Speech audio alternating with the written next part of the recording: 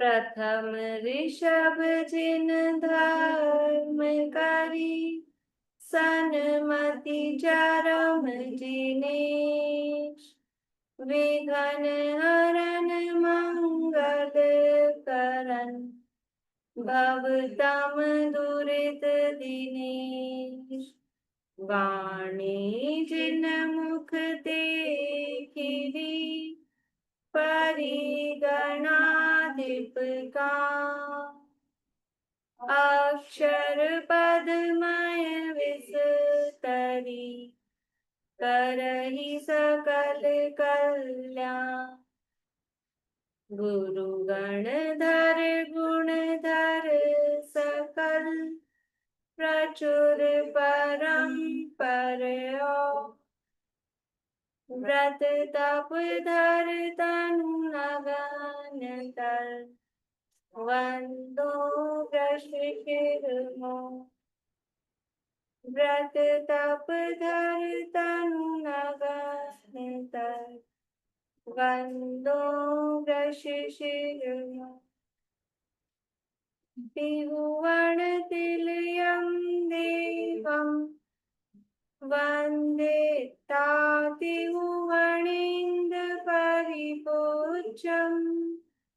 वोच्चं मनुपेहाओ, भवीय जनानंद जननीयो। त्रिभुवन तिलक शत इंद्र वंदित, देव श्री अरहंत को।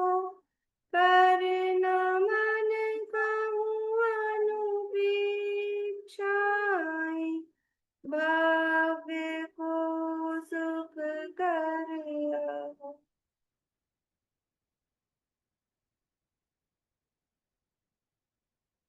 कुछ पूछना है? आवाज आवाज ऐसे बोल रहे हो कि 4-4 शास्त्र हो जाएंगे एक साथ।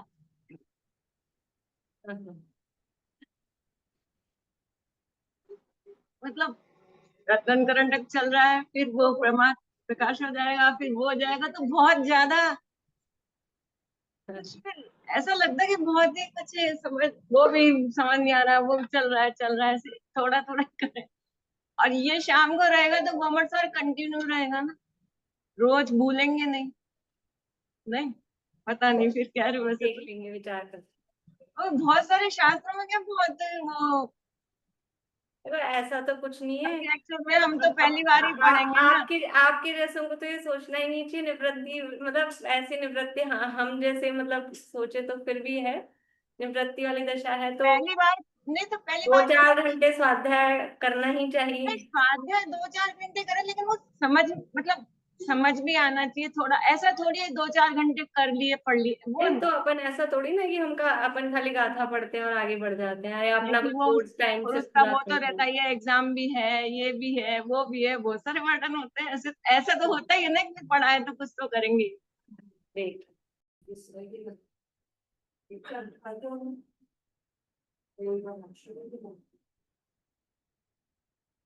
कार्तिकेय अनुप्रेक्षा नामक एक ग्रंथ है, कार्तिकेय स्वामी द्वारा रचित। इसके अंतर्गत धर्मानुप्रेक्षा होने के उपरांत यहाँ धर्मानुप्रेक्षा की चूली का रूप द्वादश तप का प्रकरण यहाँ अपना चल रहा है। और इसके अंतर्गत बहिरंग तपों की चर्चा के बाद में अंतरंग तपों की चर्चा चल रही है। अंतरंग तपों में प्रायश्चित और विनय विनय तप की चर्चा कल अपनी हुई है। अब वैयावृत्य तप को 2 गाथाओं में कहते हैं। पेज नंबर 215 है, गाथा नंबर 457, 457।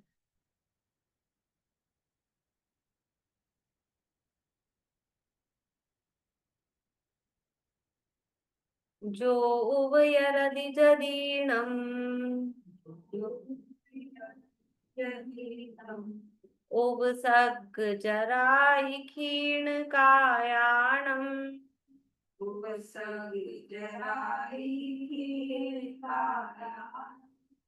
पूजादि सुनिर्वेक्षम् पूजादिषु निर्वेकम् वेज्जावच्चं तवोतस् वेदावच्चं तवोतस्य जो उभयरदिजदीर्णम् उवसग्जराय क्षीणकायाणम्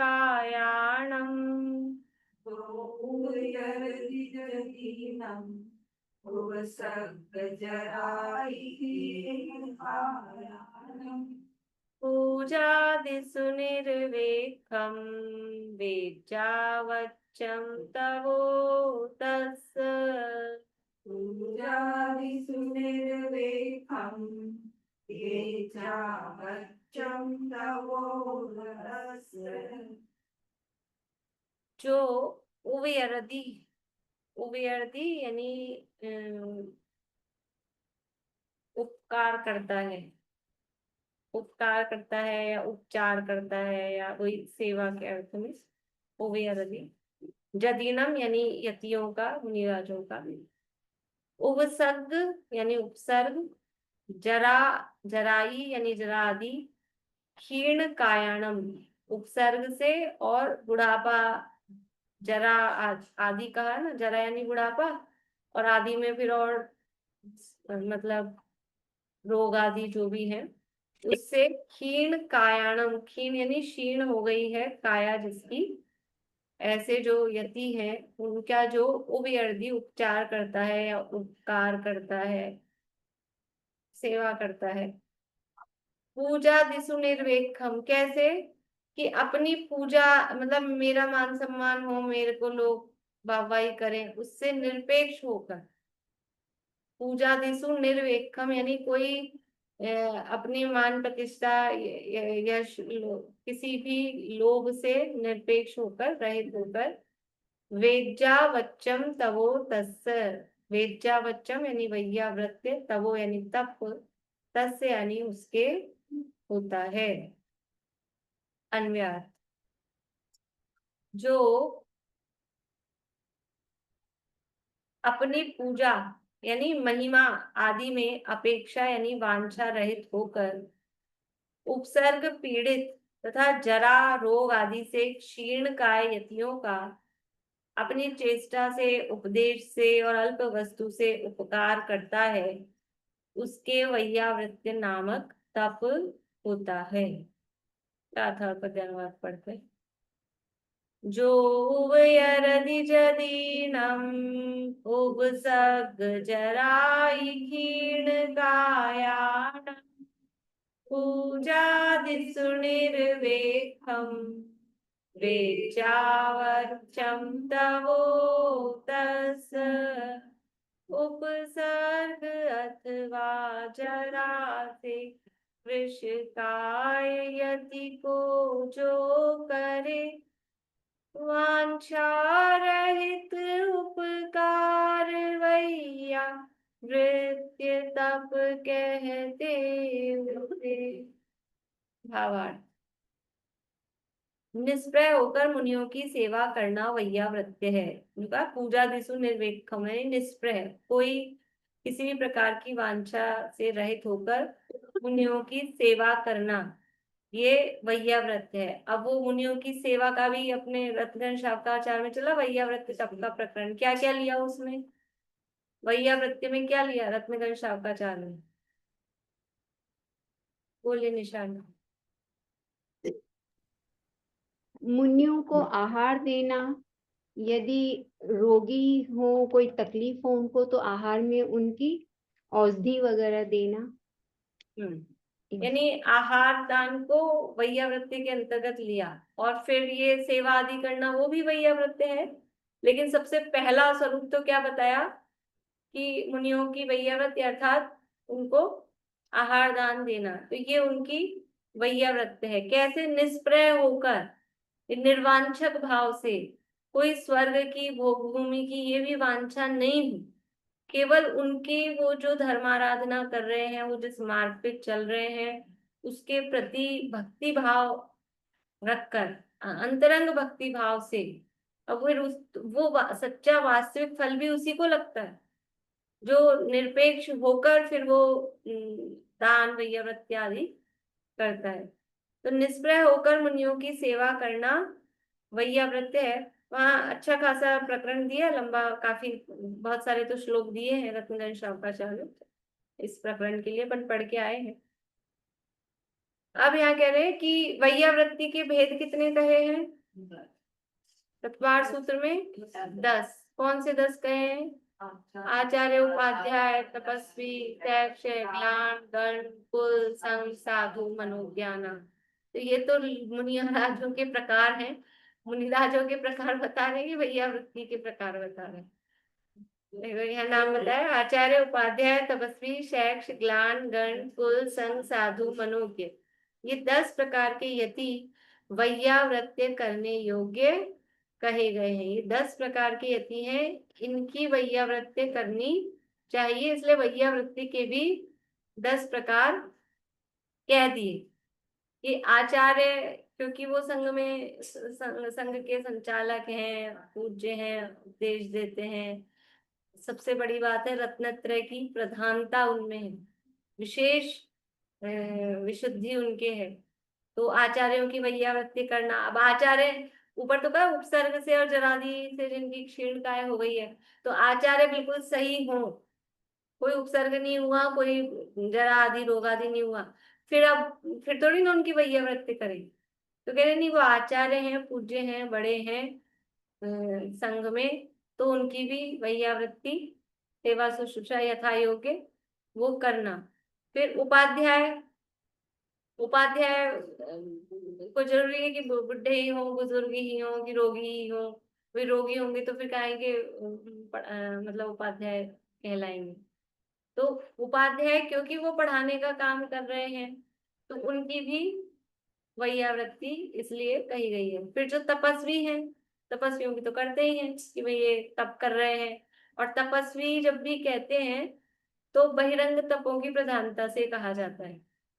कोई बहुत स्वाध्याय करता हो, अभी कह रहे हैं 4-4 टाइम हो जाएगा, हम 4-4 टाइम स्वाध्याय और 4-4 ग्रंथ करेंगे। अब अपन भी अपने आप को तपस्वी मानने को तैयार होंगे क्या कि हम तपस्वी हैं? दूसरे तो पता ही नहीं, मानेंगे नहीं, लेकिन अपने को भी ऐसा लगता है कि हम तपस्वी हैं। तो वो जब तपस्वी कहा जाता है तो बहिरंग तपों की प्रधानता रहती है। कोई रस परित्याग करे, कोई आखड़ी वगैरह ले, मौन रखे, एकासन, उपवास, इस तरह के काम करे तो तपस्वी कहे जाते हैं। तो जो तपस्वी हैं तो वैसे ही बाहर में समझ लो भोजन आदि का त्याग है, इस तरह की है स्थिति, तो उनकी देखो वैयावृत्ति से क्या है, क्यों की जाती है वैयावृत्ति, उसमें यहाँ तो नहीं दिया है, उसमें अपने तत्वार्थमणि प्रदीप में दिया और रत्नगंज शावकाचार्य में भी आया था कि वैयावृत्ति का प्रयोजन क्या है। याद है किसी को? 8 से 7 महीने ऐसे कॉमन मतलब वो तो है, वहां जो पर्टिकुलर दिया है ना कि निर्जुगुप्सा भाव की उत्पत्ति के लिए, ऐसे शब्द दिए, स्थितिकरण के लिए ये वैयावृत्ति की जाती। देखना आप निकाल के तत्वार्थमणि प्रदीप, वहां वो दिया वैयावृत्ति का प्रयोजन क्या है, सर्वार्थ सिद्धि के आधार पर दिया, सर्वार्थ सिद्धि में दिया है। तो वैयावृत्ति करेंगे तो हाँ, रोगी हैं, तपस्वी हैं, मान लो अब वो तपस्वी हैं और उनकी कुछ तबीयत बिगड़ रही है, ऐसी स्थिति है, रोगी हो, तपस्वी मत लो आप, रोगी हैं, अवैयावृत्ति कर रहे हैं, तो अब उनकी सेवा शुश्रूषा करना, तो उससे हमको ग्लानि का अभाव, ग्लानि पर विजय प्राप्त होगी कि नहीं होगी? तब तो की जाएगी। और दूसरे को स्थितिकरण का भाव रहेगा कि ये तपस्वी हैं, तप कर रहे हैं, अब इन्होंने समझ लो 10 दिन के उपवास करने का निर्णय लिया है, तो इनके परिणामों में शांति बनी रहे, उनका स्थितिकरण रहे, ऐसा ना हो कि इनके परिणाम संक्लेशित हो जाए। तो जो तप आदि कर रहे हैं, जो ये तो तप का तो अपन उदाहरण लिया, जो भी है, तो वो वैयावृत्ति करने में अंदर भावना ही होनी चाहिए कि इनका उपयोग बराबर लगा रहे धर्म ध्यान में। फिर शैक्ष, शैक्ष किसे कहते हैं? बोलिए पूर्णिमा आंटी, शैक्ष किसे कहते हैं? जो शिक्षा देते हैं, जो शिक्षा देते हैं। देते हैं उनको तो उपाध्याय कह रहे हैं ना। स्टूडेंट्स को, शिक्षा विद्यार्थी समाज पढ़ते हैं, जो पढ़ते हैं, जो पढ़ते हैं, जो शिक्षा लेते हैं। अच्छा, हाँ, जो देते हैं वो शैक्ष नहीं, जो लेते हैं वो मतलब जो पढ़ रहे हैं वो शैक्ष। वैसे भी मुनिराज की आर्य कहा कि आप सेवा वो करते हो ना, तो आपके भाव बहुत निर्मल भी होते हैं और आपको ऐसा लगता है कि उनको देख के प्रैक्टिकल की अपने को भी कुछ करना चाहिए, वो प्रैक्टिकल दिखते हैं। हाँ, वो मतलब वो भावों की निर्मलता आती है उनको देख के। प्रैक्टिकल होता है बहुत। हाँ, तो आपने पढ़ाने वालों की वैयावृत्ति करने का भी पढ़ा रहे हैं, अच्छा काम कर रहे हैं, अब जो पढ़ रहे हैं उनकी भी वैयावृत्ति करें। ये क्यों? कि पढ़ रहे हैं ना, और बड़ा काम तो ये कर रहे हैं। ये पढ़ने बैठे हैं तो पढ़ने वाले घर में करते हैं कि नहीं? बच्चा पढ़ रहा हो मन लगा के, अच्छा, तो अपन उसको नहीं, इसको डिस्टर्ब मत करो, इसको पढ़ने दो। तो वैयावृत्ति तो करते हैं उसकी, उसको जो चाहिए उसकी सारी व्यवस्था जुटाना और अनुकूलता करना। तो ऐसे ही यहाँ भी संघ में भी जो पढ़ने वाले हैं, तो पढ़ने वालों की भी बराबर यथा योग्य परिचर्या करना। हम वहां गए थे ध्यान शिविर में, तो मतलब जो लोग शिविर में बैठे थे तो उनकी मतलब उनको कुछ कुछ काम नहीं करने देते थे। मतलब जैसे ऑर्डिनरी शिविर में हम जाते हैं वहां पे गोमटसार के इंदौर में, तो हाँ मतलब परोसगारी की भी ड्यूटी है मतलब अपने लोगों की जो शिविरार्थी हैं वही परोसगारी भी वही करेंगे पहले शिफ्ट में, मतलब ऐसे अल्टरनेट करके करते ही, मतलब और कोई अलग से दूसरा आदमी नहीं आएगा।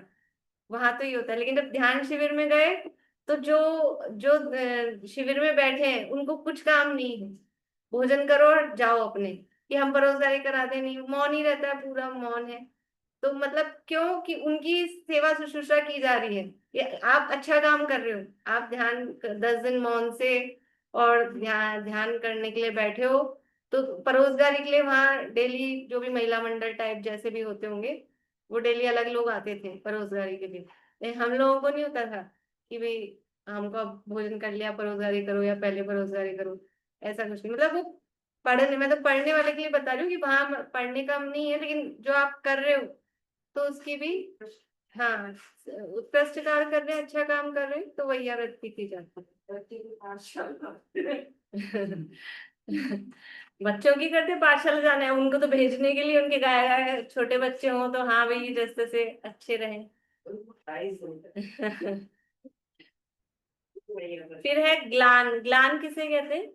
रोगी मुनि को ग्लान। तो रोगी की वैयावृत्ति है तो सामान्य ही है कि रोगी की सेवा शुश्रूषा। गण, गण किसे कहते हैं?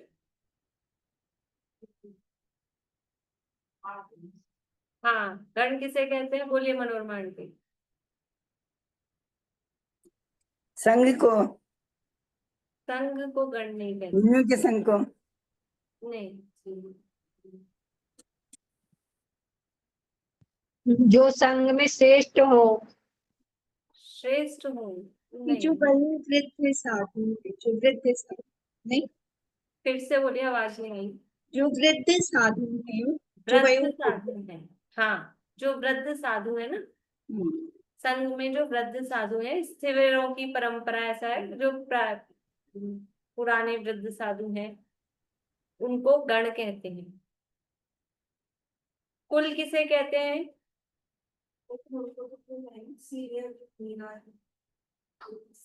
कुल, कुल किसे कहते हैं? उनको कुल नहीं कहते। बोलिए निशा जी।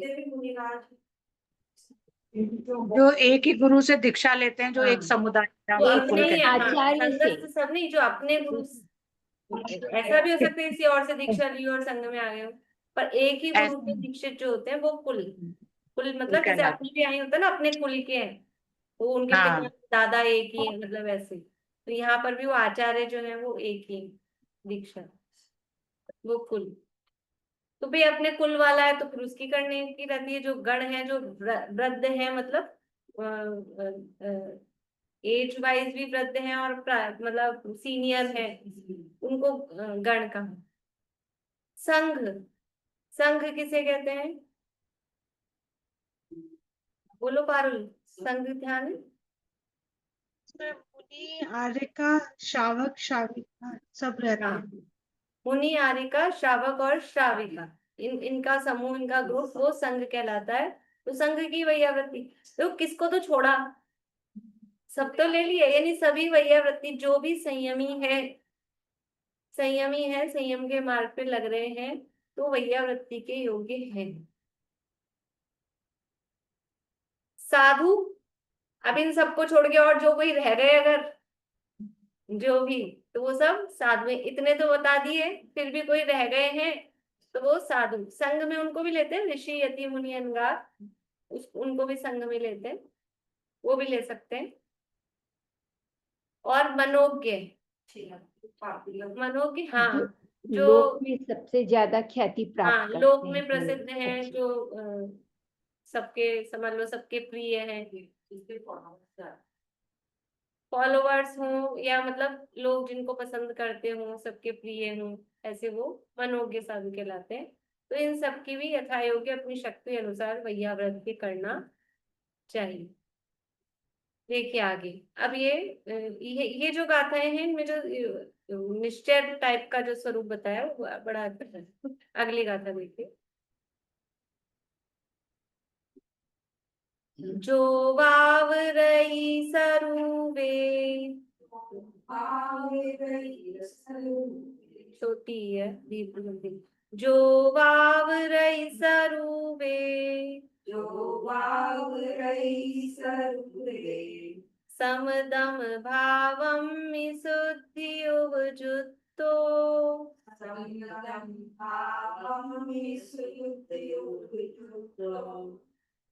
लोय व्यवहार विरदो,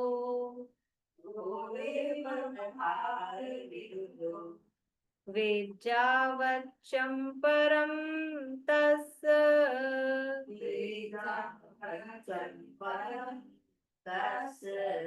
जो वावरई सरुवे, समदम भावं विशुद्धि उपजुत्तो,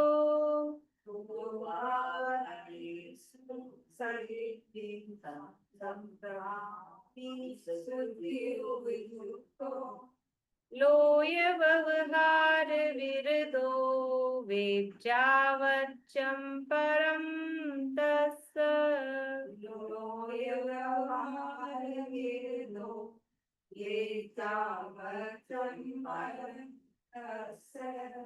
जो वावरई सरुवे, जो वावरई का मतलब है कि व्यापार करता है, प्रवृत्ति करता है।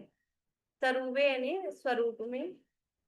सम दम भावम्नि शुद्धि उपजुत्तो, सम और दम, शम और दम होते, शम दम तेजो कर्मणा, अर्थ भी करेंगे। शमदम जो भाव है, शमदम भावों से, सम यानी समता भाव, और दम यानी दमन, यानी इन कषायों का शमन, वो सम नहीं है, शम है, समता भाव वाला नहीं है, शम है। तो कषायों का शमन और इंद्रियों का दमन, उसको कहते हैं शम दम, पर वो प्राकृत में स बनता है, इसलिए समदम कहा। तो समदम रूप जो भाव है, शुद्धि ओजुत्तो, और उसमें शुद्धि, समदम भावों सहित शुद्धि में जो उपयुक्त है, यानी कि जो शुद्ध भाव रूप से प्रवृत्त है, ऐसा। लोय व्यवहार विरदो, लोक व्यवहार से जो विरत है, उससे जो रहित है। वेज्जावच्चम परम तस्य, परम यानी उत्कृष्ट, वेज्जावच्चम वैयावृत्त, तस्य यानी होता है। देखिए अन्वयार्थ देखते हैं।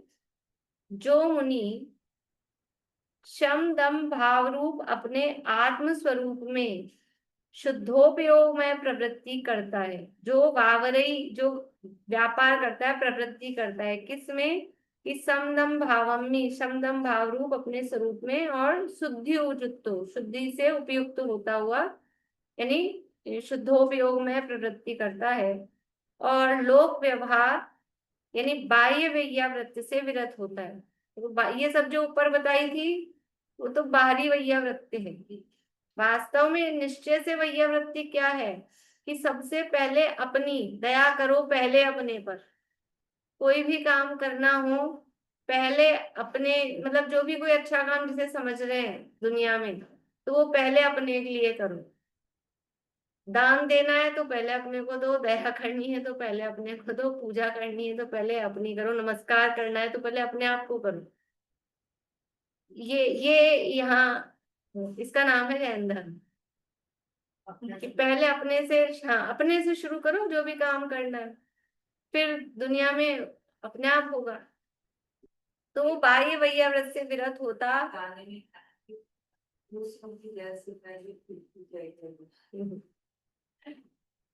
उसके उत्कृष्ट वैयाव्रत्य होता है। गाथा पद्यानुवाद पढ़ते हैं।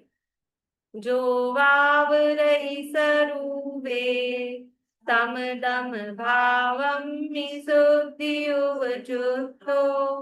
लोय व्यवहार विरदो वेज्जावच्चं परं तस्य शम दम स्वभावी आत्मनि शुद्धोपयोग प्रवृत्ति हो, रत नहीं लौकिक कार्य में, तप उसे वैयावृत्य हो। हाँ, आत्मा का स्वभाव ही है ना, मतलब कषायों से रहित और इंद्रियों के विषयों से रहित। ये वो यद्यपि शमदम करने के लिए कहा जाता है, लेकिन आत्मा उससे रहित ही है, इसलिए वो आत्मा को शमदम स्वभाव बोलते हैं।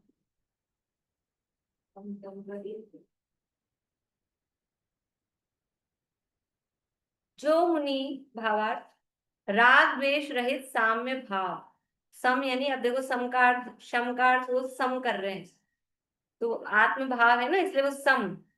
तो राग द्वेष रहित साम्य भाव, तो राग द्वेष रहित साम्य भाव में क्या होगा कि कषायों का शमन है कि नहीं है? वही तो कषायों का शमन है। कषायों का शमन का मतलब क्या है? कषाय यानी राग द्वेष, उससे रहित। कषायों का शमन करो यानी राग द्वेष से रहित हो, तो वही तो आत्मा का स्वभाव है ना, कषायों से रहित। राग द्वेष रहित साम्य भाव और दम अर्थात इंद्रियों को विषयों में न जाने देना, इंद्रियों का दमन करना अर्थात इंद्रियों को के विषयों में प्रवृत्ति न हो।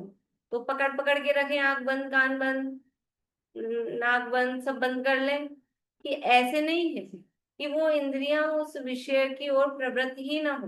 यानी इंद्रियों के माध्यम से उपयोग बहिर्मुख रहता है और वो इंद्रियां अपने विषयों को चाहती हैं, तो उपयोग को अंतर्मुख करो, तो वो उपयोग अंतर्मुख होने पर वो इंद्रिय विजय होती है वास्तव में। कि इंद्रियों की तो प्रवृत्ति सारी बहिर्मुख ही है, इंद्रियां तो सारी बाहर में ही खुलती है। तो अब वो जो, इसलिए मन है वो मन दोनों तरफ प्रवृत्ति करता है, तो मन की भी बाहरी प्रवृत्ति रोककर और उस मन को, जो उपयोग कह रहे हैं सूक्ष्म ज्ञान रूप मन है, उसको अपने में लगाओ, तो वो अपने आप ही विषयों का या इंद्रियों का दमन होता है। इंद्रियों को पकड़ पकड़ के फोड़ना नहीं है, बंद करना नहीं है, विषयों को हटा, हम विषय हटा देंगे, विषयों को हटाना नहीं है, केवल इधर काम करना है, तो बाहर में कोई दिक्कत नहीं है। तो दम अर्थात इंद्रियों को विषयों में न जाने देना, ये तो ब्रैकेट में है, फिर से पढ़ते हैं। जो मुनि सम और दम भाव रूप अपने आत्म स्वरूप में लीन होता है, उसके लोक व्यवहार रूप बाह्य वैयावृत्तिक किस लिए हो? जो अपने में लीन है तो फिर बाहर में देखो, जो मुनिराज अपने में लीन है, अभी 700 मुनिराजों का संघ, 700 मुनिराजों के संघ में क्या और कोई रिद्धिधारी ऐसे कोई मुनि नहीं होंगे? 700 का संघ नहीं होंगे क्या? होंगे, लेकिन वो सब आत्म स्वरूप में लीन, वो तो वैसे भी उपसर्ग आया। और समझ लो वो आत्म स्वरूप में लीन थे विष्णु कुमार, उनको खुद को पता नहीं मेरी रिद्धि प्रकट हुई है। तो जब वो आत्म स्वरूप में लीन है तो फिर बाहरी वैयावृत्ति की के विकल्प नहीं है, और जब बाहर आए और फिर किसी ने कहा तो फिर वो बाहर आ गए, तो बाहर ही आ गए अच्छे तो उनको विकल्प आ गया उपसर्ग दूर करने का। तो जो अपने आत्म स्वरूप में लीन है, देखो उत्कृष्ट कार्य कि नहीं साहब, पहले अब आपने कहा वैयावृत्ति तप है, और अब आप समय हो गया आचार्य कि हम पैर दबा कर आए, कुछ ये करके आए, कि यदि आप सामयिक कर रहे हो, आत्म ध्यान में लीन हो, और उस आत्म ध्यान में लीन हो और विकल्प नहीं आया, तो नहीं ये उत्कृष्ट कार्य करना, ये उत्कृष्ट वैयावृत्ति है। अपने को अपना उपयोग को अपने में लगाना, आत्मा की सेवा करना। ये आत्मा से विमुख हो रहे हैं अनादिकाल से, दृष्टि नहीं डाली, तो वो दुखी है आत्मा। तो वैयावृत्ति का मतलब क्या है? सुख साता पहुंचाना। तो पहले अपने को हम सुखी कर पाए, वो प्रयास पहले हो, स्वयं की वैयावृत्ति। मतलब ऐसा है ना, खुद किसी बीमारी से तकलीफ से खुद परेशान है, और अपनी तो दवाई करे नहीं, अपने लिए दवाई बनाए नहीं, खुद दवाई ले नहीं, और आपको दे दूं, आपको दे दूं, आपको दे दूं। अरे पहले खुद तो लो, फिर दूसरों को तो खुद लेंगे, और अपने को असर करेगी तो उसका बल भी आएगा कि हाँ ये अच्छी दवाई है। तो वो पहले अपने ऊपर दया करें, नहीं अपनी आत्म सन्मुख दृष्टि करें, तो फिर वो बाहरी वैयावृत्ति हो तो हो, ना हो तो ना। उसके लोक व्यवहार रूप बाह्य वैयावृत्ति किस लिए हो, उसके तो निश्चय वैयावृत्ति ही होता है। शुद्धोपयोगी मुनियों की यह रीति है। जो शुद्धोपयोगी हैं उनकी, देखो जो शुद्धोपयोग में लीन है, बाहुबली मुनिराज 1 साल तक खड़े रहे, तो एक कौन सा तप हुआ उनके? एक अनशन, 1 साल तक अनशन किया, 1 साल तक खड़े रहे ना, तो उनके वृत्ति परिसंज्ञान तो हुआ ही नहीं, उनके रस परित्याग तो हुआ ही नहीं, और उनके प्रायश्चित भी नहीं हुआ, उठे ही नहीं, निकले ही नहीं, तो काहे का प्रायश्चित? न किसी की विनय करने गए, न किसी की वैयावृत्ति की, और हम तपस्वी तपस्वी कहते हैं, एक पहले नंबर वाला तप किया खाली। हुए कि नहीं हुए सारे तप उनके? कि अनशन से लेके ध्यान, पहला हो रहा था, अंतिम हो रहा था, तो बीच के हो रहे हैं कि नहीं हो रहे हैं सारे? ये उत्कृष्ट उत्कृष्ट तरीका है। अपने आत्म स्वरूप में लीन रहे, बाहर में निकलने का विकल्प ही देखो। ऐसा तो है नहीं कि 1 साल तक कोई शुद्धोपयोग बना रहा, वो तो हमको सब, मतलब इतना तो हम सब समझते हैं कि शुद्धोपयोग इतने लंबे काल तक, 48 मिनट वाला टाइम भी बहुत बड़ा अंतर मुहूर्त है। मिनट्स में, सेकंड्स अगर आत्मा में लीन रहे, तो ऐसी आग लगती है कर्मों में कि वो तुरंत केवल ज्ञान होता है। इतनी देर के काम नहीं है, सेकंड्स का काम है। तो 1 साल तक आत्मा में लीन रहे, कि आत्मा में लीन रहे का मतलब है कि बाहरी और दूसरे विकल्प ना आए, ध्यान में ही खड़े रहे। विकल्प तो चले होंगे जो भी है, वस्तु स्वरूप के चिंतन रूप, लेकिन और दूसरे विकल्प नहीं आए, तो वो वहां एक ही आसन में खड़े रहे। इसलिए कहा कि वो ध्यान में खड़े रहे। 1 साल तक कोई ध्यान नहीं होता है। ध्यान का काल कितना कहा? अंतर्मुख, अंतर्मुख से अधिक ध्यान का काल नहीं है। वो ध्यान तो अंतर्मुक्ति होता है, उपयोग अंदर बाहर होता है, लेकिन और दूसरे विकल्प उनको नहीं है। तो शुद्धोपयोगी मुनियों की यह रीति है। इस तरह से वैयावृत्ति तप की चर्चा हुई। अब स्वाध्याय तप को 6 गाथाओं में आगे कहेंगे, इससे चर्चा शुद्ध परिणति, और मुनिराजों की तो शुद्धोपयोग और शुद्ध परिणति दोनों चलती ही रहती है। शुभोपयोग, शुद्ध परिणति का मतलब ही है कि उपयोग अभी शुभ में, परिणति शुभ शुद्ध कह रहे हैं ना, शुद्ध परिणति चल रही है, तो परिणति का मतलब ये है कि उपयोग नहीं है, तब तो हम परिणति को हाईलाइट कर रहे हैं। अगर उपयोग में होता तब तो शुद्धोपयोग कहते ही नहीं। परिणति तभी कहते हैं जब उपयोग शुभ या अशुभ में जा रहा हो, तब कहते हैं शुद्ध परिणति चल रही। चलिए जिनवाणी स्तुति।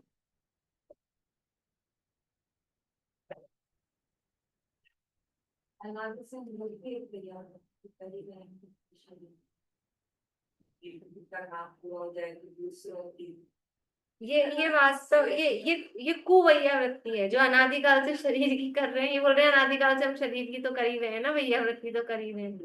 ये वैयावृत्ति नहीं है, ये कुवैयावृत्ति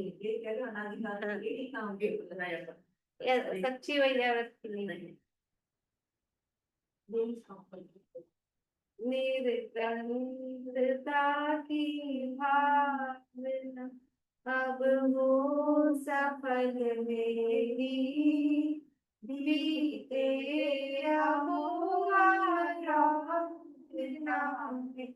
हर घड़ी मेरी, करके विरागनी तत्व का बहु दुख उठाया, आराधना का यह समय अति पुण्य से पाया। मिथ्या प्रपंचों में उलझ अब क्यों करूं तेरी, निर्ग्रंथता की भावना अब हो सफल मेरी, बीते अहोरात्रा में हर घड़ी मेरी।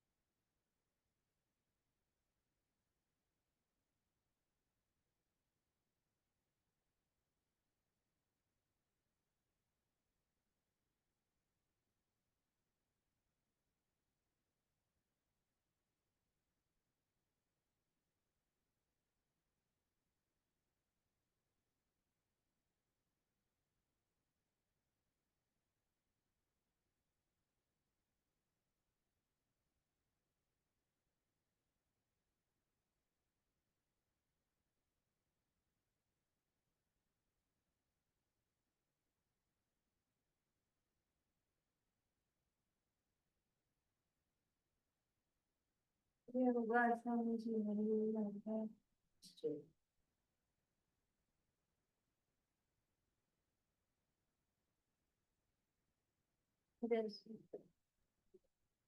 भाभी वो कल रिकॉर्डिंग बंद कर दीजिए, ऐसी बात कर।